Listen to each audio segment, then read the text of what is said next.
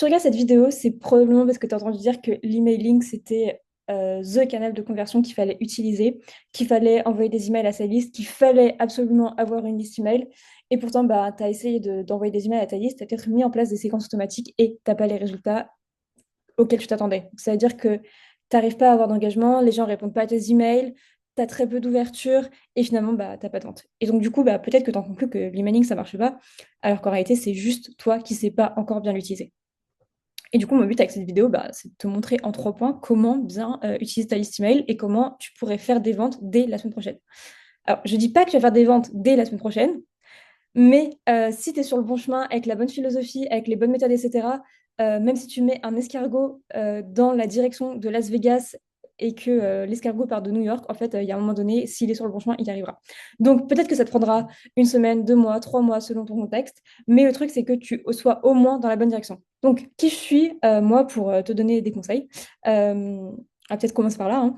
Je suis Axel. Ça va faire 6 ans que je suis copywriter spécialisée dans l'emailing. Donc, ça veut dire que pendant 6 ans, j'ai fait que ça. Genre, j'ai pris les listes email de mes clients et mon but à moi, c'est de générer en fait de l'argent via ces listes et sans griller la liste. Qu'est-ce que j'appelle sans griller la liste? Sans griller la relation, parce qu'en vrai, c'est bien beau de faire des promotions, des lancements, etc. Et de dire oui, là, c'est en promo, là, c'est en promo, là, c'est en promo. Et d'écrire des emails pushy, etc. En réalité, au bout de un mois, vous avez déjà plus de liste. Du coup, moi, mon but, c'est vraiment de prendre ces listes email et de faire de l'argent bah, mois après mois, tout le temps. Euh, pour vous donner un ordre d'idée, je travaille avec des entreprises donc, qui font entre 6 et 8 chiffres par an, donc, et avec beaucoup en fait, d'acteurs qui ont une énorme autorité dans leur domaine. Donc, j'ai notamment travaillé avec Paradox, l'entreprise de David Laroche, avec Steve Onkponu, donc très connu dans le domaine de l'influence notamment et de l'image. J'ai travaillé aussi avec la Maison du Lair, donc très grande autorité dans le domaine de la gastronomie.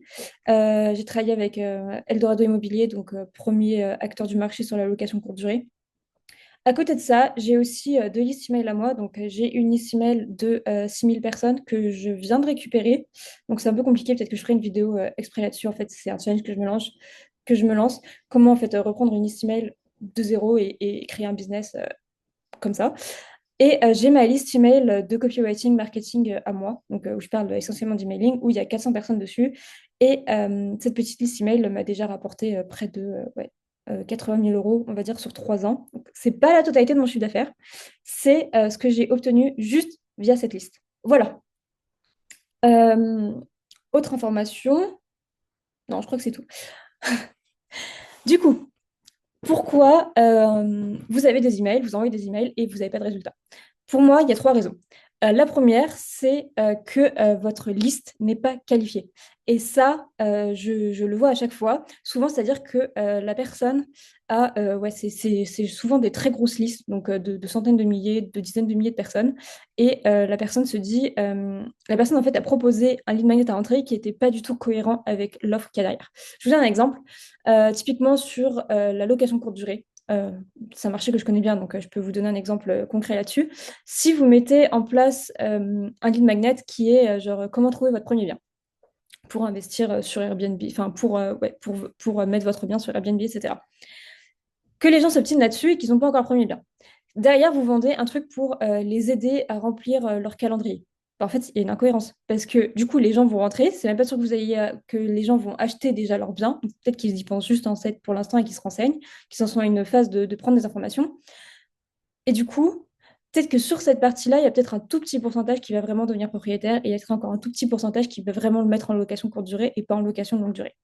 Du coup, en fait, à la fin, vous avez mis un lead magnet qui vous a rapporté peut-être 100 000 personnes, mais sur ces 100 000 personnes, il y a peut-être que, genre, ouais, on va dire 10 000 personnes qui sont aptes, en fait, à acheter votre formation derrière. Ça, c'est le premier problème. Si vous avez ce souci-là, le mieux, c'est de repartir de zéro. Vaut mieux avoir une toute petite liste email extrêmement qualifiée. Donc, comme c'est mon cas avec littéralement 400 personnes qui sont venues de podcasts en fait, et d'ateliers que j'ai donnés spécifiquement sur le sujet de l'emailing. En fait, je sais que toutes les personnes qui sont sur ma liste email sont intéressées par le sujet de l'emailing et qu'elles ont au moins suivi un long contenu avec moi. Donc, c'est vraiment des gens très qualifiés. C'est pour ça que j'ai fait autant d'argent avec cette petite liste-là. Bref, ça, c'est la partie. Vaut mieux avoir une petite liste qu'une grosse liste. Sur ça, donc en fait, si votre liste n'est pas qualifiée, il va falloir la requalifier. Il va falloir passer par cette étape, c'est-à-dire qu'il va falloir proposer trois lead magnets. Enfin, trois ou deux, en fait, il faut que vous identifiez les problèmes potentiels que règle votre offre, donc les problèmes les plus difficiles et douloureux, et ceux sur lesquels, ben, en fait, vous allez pouvoir vendre votre offre. Et vous écrivez un lead magnet par problème. Et en fait, pour chaque lead magnet, vous allez écrire une petite séquence de 4-5 emails pour inciter les gens à retélécharger ce lead magnet. Donc, en fait, vous allez faire une étape de ré-opt-in. Donc, théoriquement, les gens qui téléchargent votre lead magnet, c'est des gens qui sont vraiment dans votre cible, avec le problème que résout vraiment votre offre. Et donc là, vous allez avoir une liste bien qualifiée. Je préfère cette méthode-là plutôt que la méthode on envoie un email à tout le monde je supprime tout le monde qui n'ont pas ouvert depuis 6 mois, etc. Puisque on en revient au point d'avant, ça se trouve, c'est des gens qui ne sont pas qualifiés de base parce qu'ils sont, c'est pas les bonnes personnes pour l'offre que vous faites là. Vous pouvez garder ces personnes-là si derrière vous voulez en fait ouvrir votre liste, votre marché, si vous voulez vendre d'autres offres à des gens qui sont un peu moins avancés. Donc typiquement, si un jour, je sais pas, si on reprend l'exemple de la location saisonnière avec les gens qui ont téléchargé un truc sur comment trouver leur premier bien, peut-être que là, on pourrait faire une offre genre sur comment, ouais, je viens avec vous pour trouver votre premier bien dans votre ville. Euh, Ça pourrait être une idée. Donc voilà, première étape, votre liste, si vous ne faites pas suffisamment d'argent avec votre liste, c'est peut-être qu'elle n'est pas qualifiée et donc il faut passer par l'étape de requalification. Deuxième problème que je vois de façon récurrente, c'est si vos emails, en fait, si vous n'avez pas d'engagement sur vos emails, pas de vente, bah, c'est juste que vos emails sont pas assez intéressants. Et ça, c'est vraiment le truc genre no shit Sherlock, genre tu enfonces des portes ouvertes. Mais parfois, on cherche midi à 14h. Mais en réalité, si vos emails sont pas lus, si les gens ne répondent pas à vos emails, bah, c'est peut-être juste qu'en fait, vos emails sont pas intéressants pour les gens. Et donc, du coup, bah, là, il faut se poser des questions de comment, en fait, est-ce que je réécris des emails qui vont être divertissants, que les gens ont vraiment envie de lire.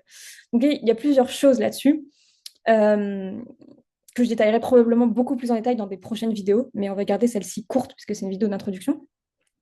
Il y a le première chose, c'est que vous devez maîtriser les codes du divertissement. Donc, je ne vous dis pas de devenir un pro comme les jeunes de TikTok, c'est pas ça. En réalité, il faut que vous restiez dans le monde de vos lecteurs. Et ça, c'est vraiment un concept que j'ai découvert de Ben Settle, qui est un très grand marketeur dans l'emailing. Et lui, ouais, il parle souvent de rester dans la tête des gens, en fait. C'est-à-dire que typiquement, si ma cible, c'est des gens de 80 ans, donc je prends un exemple extrême, si ma cible, c'est des gens de 80 ans, je vais peut-être pas leur parler de Rihanna. Vous voyez? Peut-être que je leur parlerai plus de, je sais pas moi, Napoléon, Pétain, enfin des trucs comme ça. Bon, j'ai pas le starter pack, on va dire, des gens de 80 ans. Mais en gros, c'est ça. Je ferai vraiment des recherches sur qu'est-ce qui se passait à leur époque, quelles étaient les séries télé qu'ils regardaient, je sais pas, qu'est-ce qui se passait au niveau de la politique peut-être. Enfin bref, vraiment m'immerger dans leur monde. Donc peut-être que, je sais pas, j'irai au café. Je vais souvent au café, il y a toujours des petites mamies, des petits papis trop mignons qui parlent entre eux. Bon, bah voilà, je mettrai la table d'à côté et puis j'écouterai en fait et je prendrai des notes. Voilà, typiquement. Rester dans leur monde. La deuxième chose, c'est de devenir en fait ce que j'appelle la plaque tournante de votre industrie. Ça, c'est un concept un peu compliqué à expliquer.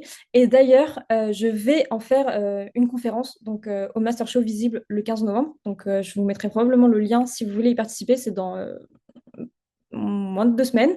Donc, il vous reste encore du temps si vous voulez y venir. Et je vais vraiment développer ce sujet-là en détail. Donc, j'ai été invitée à participer à une conférence donc, aux côtés de Francis Lelon, Taras Body, Djibril Cissé, etc. Enfin bref, il y a des grosses têtes d'affiche. Et je vais aussi être conférencière sur ce sujet-là et expliquer vraiment ce phénomène de plaque tournante dans l'emailing.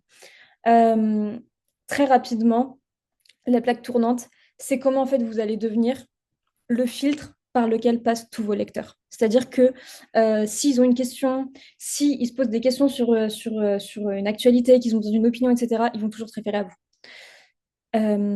Et il y a des façons d'y parvenir. Voilà. Et alors, laissez-moi reprendre mes notes parce qu'il reste peut-être une dernière chose. Oui. Euh, le troisième problème, c'est que vous ne mettez pas à la place de vos lecteurs, dans le sens où vos emails sont plus simples à ignorer qu'ils sont à lire. Et je pense que là, il faut vraiment que... je vais probablement vous montrer ma liste email. Je vais vous montrer à quoi ressemble la boîte mail d'un Joe Lambda aujourd'hui, hein. Parce que il faut voir à quoi ça ressemble. Et en réalité, c'est exactement ça qu'on veut aux lecteurs. Et en fait, les gens ne se rendent pas compte. Voilà à quoi ressemble la boîte mail d'un Joe Lambda, en fait. Donc, Donc, quand vos emails sont perdus à travers ça, en réalité, la plupart des gens qui disent que l'emailing c'était mieux avant, etc., et que ça marchait mieux avant, C'est parce qu'ils se sont lancés, comme j'avais un client qui s'était lancé en 2020 et forcément, bah, il envoyait des emails quotidiens quand quasiment personne ne le faisait. Donc forcément, bah, à chaque fois que tu envoyais un email, ça faisait des ventes. Mais là, c'est plus le cas parce que bah, tout le monde s'est mis quasiment à l'emailing. Et du coup, bah, en fait, les gens sont noyés sous la boîte mail. Donc on en revient à cette notion de divertissement, de blague tournante, etc. Donc je ferai des vidéos vraiment à part là-dessus. Il y a aussi le complexe de Netflixiser sa liste email. Et ça aussi, j'en parlerai probablement plus en détail plus tard. Euh, Déjà, ce que je peux vous dire, c'est si vous êtes une marque e-com, évitez les emails promo paillettes, j'appelle ça. Donc, genre en mode, vous allez prendre des photos et vous allez mettre un code promo. En réalité, si vous faites ça, c'est possible que vous faites quelques ventes et vous dites peut-être qu'il faudrait que je fasse mieux. En réalité, si vous faites des ventes en faisant ça, c'est que par la force des mathématiques, vous faites, enfin, si vous avez, genre, je sais pas, souvent, on voit des études de cas là-dessus sur LinkedIn. Moi, ça me fait pleurer. Bref. Euh, En gros, c'est souvent, bah, les gens ont genre 100 000 emails et bah, sur 100 000 emails, il y a forcément genre 30, 40, 50, 100 pecnos qui vont acheter le truc, quoi. Parce qu'en fait, ils connaissent déjà la marque, ils ont envie d'acheter à ce moment-là. Peut-être qu'ils ont fini leur flacon de parfum ou de crème ou de je sais pas quoi, et du coup, bah, ils doivent en racheter dans tous les cas. Et ils se disent, oh, bah, il y a une promo, donc je vais racheter maintenant. Mais en fait, vous convertissez pas les gens en faisant ça. La seule chose que vous faites, c'est par la force des mathématiques, bah, en fait, vous avez des trucs. Mais vous pourriez, ces gens-là pourraient faire genre, je sais pas combien, 1000, 100 fois, 100, 1000 fois plus, etc. Sur leur liste, en fait. Euh, L'exemple que j'ai, c'est que moi, je travaillais avec une marque de montres. Donc, j'ai travaillé avec eux pendant plus d'un an. Et ils vendaient des marques, des montres ouais, à 3 000 euros. Donc, en vrai, une montre, c'est souvent un achat qu'on fait, ouais, c'est pas impulsif, quoi. Genre, en plus, c'est quelque chose qu'on aime bien essayer, etc. Et pourtant, sur la liste email, je crois qu'ils avaient que 3000 personnes, et on a quand même fait 200 000 euros juste via les emails en une année. Donc, c'était vraiment pas mal. Bref, je vais m'arrêter là. Je pense que j'ai donné déjà pas mal de choses. Peut-être que c'est un brouillon. Bon, c'est normal, c'est ma première vidéo, donc on va pas se mettre la rate au courbouillon. Mais écoutez, si vous êtes là, en tout cas... Ah, mais j'ai oublié de parler de mon lead magnet. Voilà. Je vous ai mis en lead magnet.